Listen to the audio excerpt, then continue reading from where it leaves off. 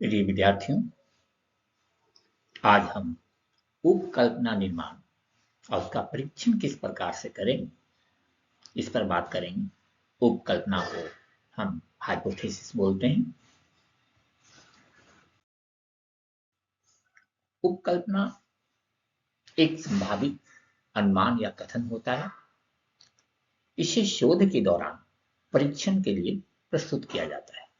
जब हम शोध शुरुआत करते हैं तो पहले हम कल्पना का निर्माण करते हैं और हमें उसका परीक्षण करना होता है। दो या दो से अधिक चर के बीच संबंध का अनुमान प्रस्तुत करता है।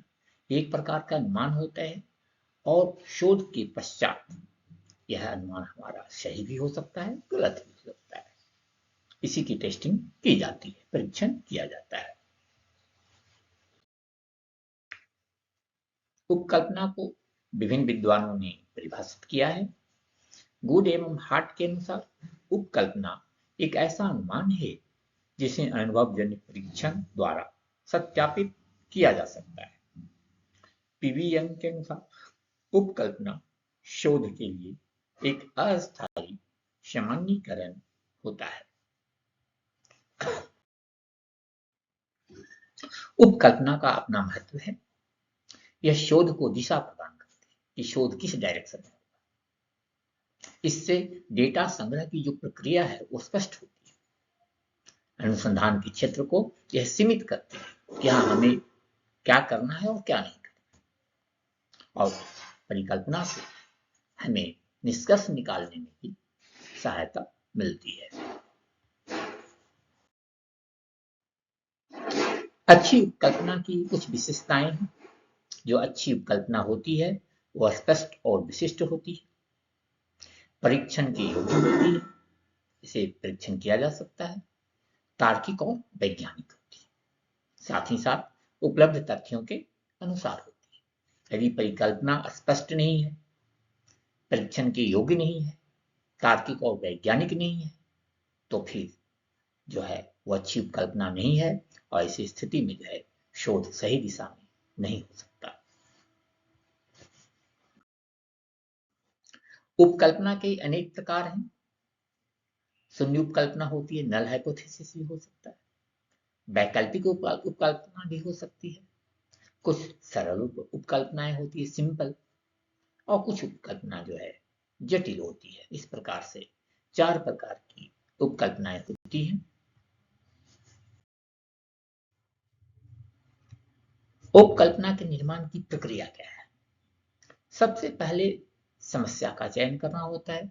हम जिस समस्या का अध्ययन करना चाहते हैं, जिस समस्या का समाधान चाहते हैं, वो हमारा शोध का विषय होता है।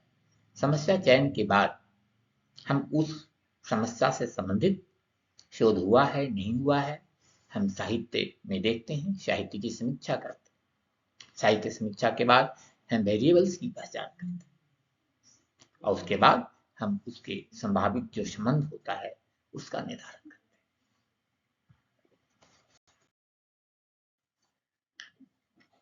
उपकल्पना का परीक्षण के लिए हमें क्या करना होता है? हम डेटा कलेक्शन करते हैं। डेटा कलेक्शन हो जाने के बाद सांख्यिकी विधियों का प्रयोग करके हम जो है उसका विश्लेषण करते हैं, उसका परिणाम निकालते हैं, परिणामों का भी विश्लेषण करते हैं और अंत में हम उस उपकल्पना को या तो स्वीकार कर सकते हैं या तो अस्वीकार कर सकते हैं।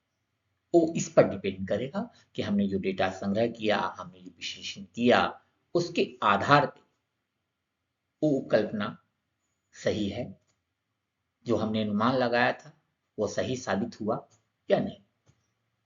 अनुमान सही साबित भी हो सकता है, सही साबित होता है, हम उसे स्वीकार करते हैं, और यदि अनुमान गलत साबित होता है तब भी ईमानदारी से स्वीकार करना होता है कि जो परिकल्पना की गई थी वो सही साबित नहीं हुई, तो इसका मतलब वो सही नहीं। राजनीति विज्ञान में उपकल्पना के कुछ उदाहरण हैं, जैसे महिला आरक्षण से पंचायतों में महिलाओं की राजनीतिक भागीदारी बढ़ाती है, ये उपकल्पना हो सकती है। अब सपोज डेट महिला आरक्षण से पंचायतों में महिलाओं की राजनीतिक भागीदारी बढ़ती है, उपकल्पना है। इसका टेस्ट किए, पता लगाए, इंटरव्यू लिए, साक्षात्कार करने के बाद डेटा कलेक्शन तरह अनेक तरीके से किया गया और उसके बाद उसका विश्लेषण करके उसका निष्कर्ष निकलता है कि राजनीतिक भागीदारी नहीं बढ़ी है, ये भी निकल सकता है, राजनीतिक भागीदारी बढ़ी। तो इस प्रकार से होता है। शिक्षा का स्तर मतदाता व्यवहार को प्रभावित करता है। इसमें हम देखेंगे कि भाई कोई बीए पास है, कोई 10th पास है, कोई अनपढ़ है, तो उस प्रकार से मतदाता का व्यवहार पढ़ा लिखे में कैसा है, अनपढ़ में कैसा है, तो इससे यदि वो अंतर आता है तो हम इसे स्वीकार करेंगे। तो इस प्रकार से टेस्ट किया जा सकता है। निष्कर्ष के तौर पे हम कह सकते हैं कि कल्पना जो है शोध का महत्वपूर्ण मार्गदर्शक तत्व होता है और इसके परीक्षण से वैज्ञानिक निष्कर्ष प्राप्त होते हैं। धन्यवाद।